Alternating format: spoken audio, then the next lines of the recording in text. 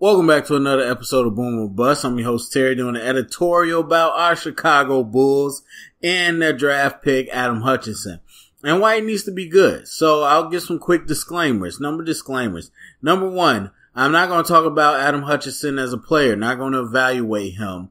This is more about the situation. Number two, I am an NFL draft guy, not an NBA draft guy. But I think situations in drafts are similar. And that's what I'm going to talk about. Not so much about the player, but again, about the situation.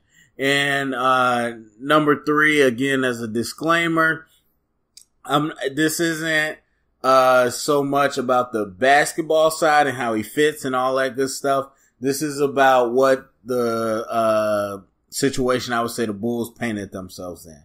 And so anyway, let's get into it. So, if you didn't know, the Chicago Bulls selected Adam Hutchinson with the number 22 pick in the NBA draft.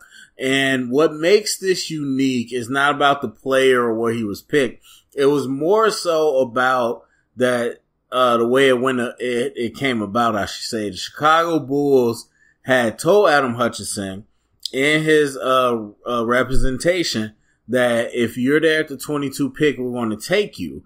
And as far as his rankings and everything, it was a pretty good shot that he was going to be at the 22 pick. And so the Bulls said, hey, don't go to the combine. Don't work out for other teams. All this stuff. We're going to take you. Don't worry about it. And so as it played out, the Bulls at 22 took him as they promised, and he was available as they thought. So on the surface, it's like, okay, what does that mean? So again, if you're more of an NFL guy, and that's why you are on my channel, I'll kind of compare it. But drafts are kind of the same as far as the concept of trying to get value, trying to evaluate players and all these things. There's a reason, even though I think teams are too secretive in all drafts, I think there's a reason that they don't tip their hand. And it's not because, a team's going to be like, you know what? They like that player, so let's just get them just to steal them. No, it's more so of, okay, if I found out a team ahead of me likes the same player I like, well then I gotta do something because there's no way I can get that player. And so it's more about hiding your plans so that teams with similar plans can't do something. Or that they can't, strong arm you into a situation, but that's more rare. And so you're really trying to compete with other teams to get the same guy. So there's a reason you never hear teams doing anything remotely like this, especially not so public to the point where anybody in Chicago that is even remotely paying attention to the draft, you knew that the Bulls had told this dude not to participate with other people because we want to take him. And it's not even that. The Chicago Bulls, Chicago, the city, we hold the NBA draft combine. We know how big the draft combine is for the NFL. NBA has the same one, not as big, but it's in Chicago. And so everybody, the movers and shakers are all here. And this dude doesn't perform the Bulls weren't really there. And so it's like, wow, like they were definitely serious about what they said. And so I never doubted that the Bulls weren't serious about what they told them. But to me, it was like, okay, this can only happen one or two ways. Well, number one, it happens the way it happened, where we get to 22. There's no issues. We don't got to trade up, nothing. We got Adam Hutchinson. That's a problem. That's a red flag, because that tells me that a team hears you want him and there's no competition for him. That's not a good thing. I mean, you just take, and again, this is just the talking head, so it doesn't mean much.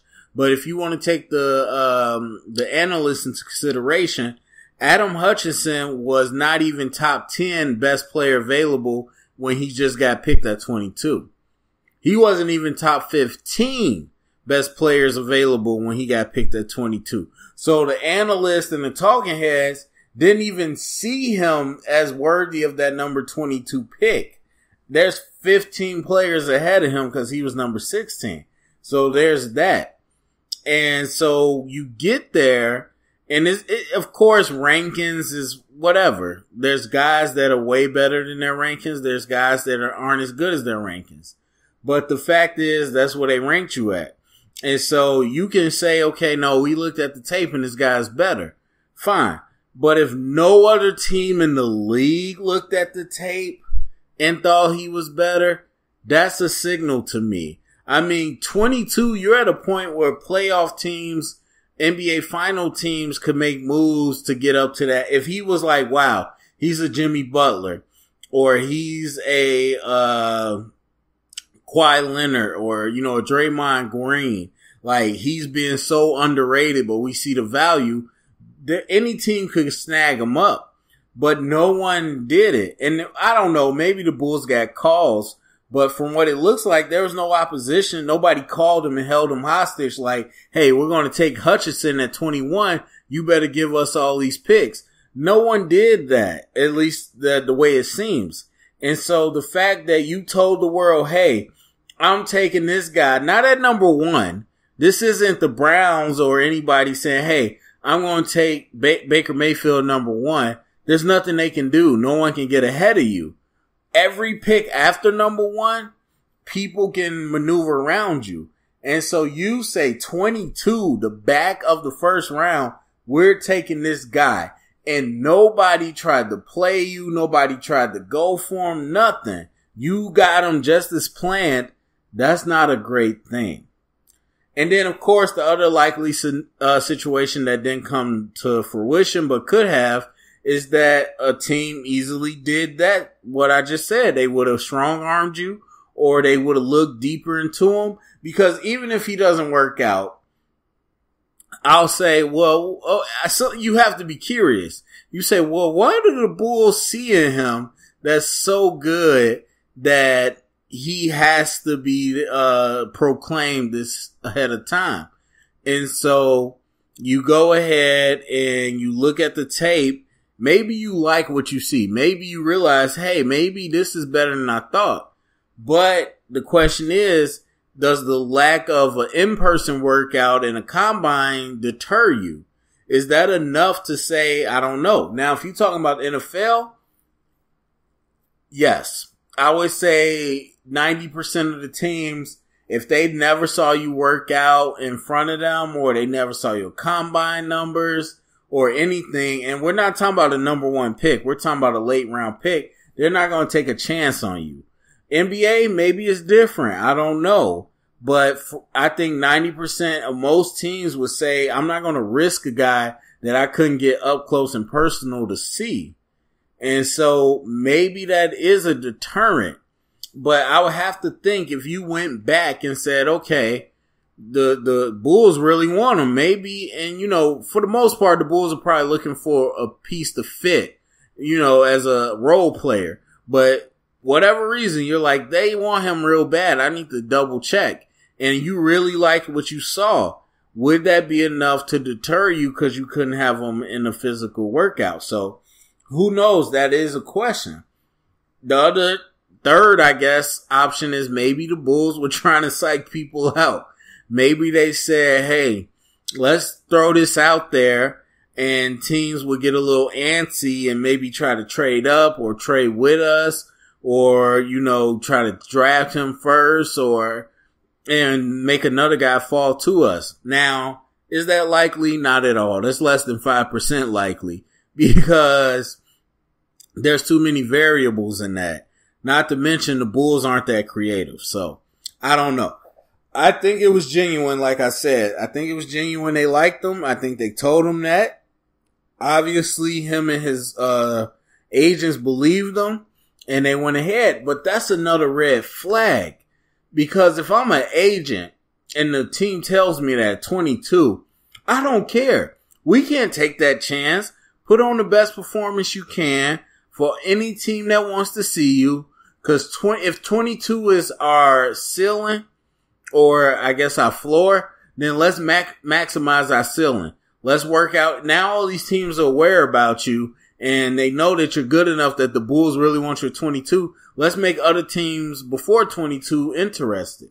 So that's what I would do. The fact that his agents followed through and his representation said, yeah, okay, let's just not do anything, that tells me that as an agent, I'll be like, okay, he's actually not that good to go 22.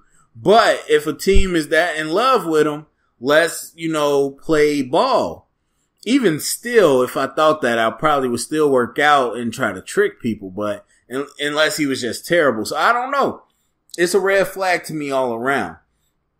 Now, my point is he has to be great. And it's one thing I've been thinking about any draft, that people talk about bust, and if you listen to me, you know how I feel about bust. Bust to me is somebody that can play the game, and it's hard to find guys like that. It's more situation. But to other people, bust is where you're drafted and what you produce, but you have no control in that. And so I've been thinking a lot about that, and the fact that guys don't have any control where they're drafted. But you have to produce because of what the team put on you. And the Bulls have put a whole lot on Adam Hutchinson. It'd be one thing if people were vying for him, but no one put up a fight to get him. Months, we knew that's who the Bulls wanted. No one cared.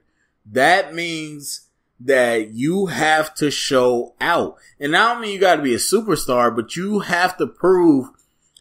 When they sit down with Garden Pax, we saw this in him. XYZ and Hutchinson. He's going to do this for us. And not only does he have to do it and follow through, but he has to do it at a very good level to make these two look right. Otherwise, it's like you put out there to the universe, who you going to take? Dumb move. Nobody reacted, which is a red flag, and you still took him. Dumb move. Now, if he doesn't produce, he doesn't do anything, that's going to be, there's no level to compare it on to the NFL. And maybe even, I'm not a historian of the NBA, so maybe there are things out there I don't know about. But I just don't remember a team telling you in the mid or late round, we're taking you, and nobody does anything about it. Or even if they did do something about it, teams just don't tell you who they're taking. And so the fact that they did that, it just puts so much pressure on him, in my opinion, and it puts expectations on him. There's always expectations with a draft, and each league is different. A first round and anywhere in the NFL, you expect it to do stuff. First round in the NBA depends on what slot, lottery, non-lottery, whatever. But the fact that you called him out, called your shot, and got him, he has to do something. Otherwise, you look like complete idiot. Now, the Bulls brass has done dumb things and haven't got fired. So it's not like they're going to get fired. But you're going to be a serious laughing stock, and you're going to continue to be a serious issue when it comes to free agent if you come in doing a move like this and it doesn't pan out. So I don't know. Again, I'm not talking about his game or anything. Whatever Adam Hutchinson is supposed to be, whatever he can do, whatever he will be, he will walk in rookie year with a bunch of expectation. So anyway, go to the comment section. Let me know what you thought about my real quick editorial. What do you think about the whole situation? Bulls calling their shot with Adam Hutchinson. All those good things. Thumbs up, subscribe, share it around, get the convo started. And remember, stay up, bear down, Chicago sports, all that good stuff.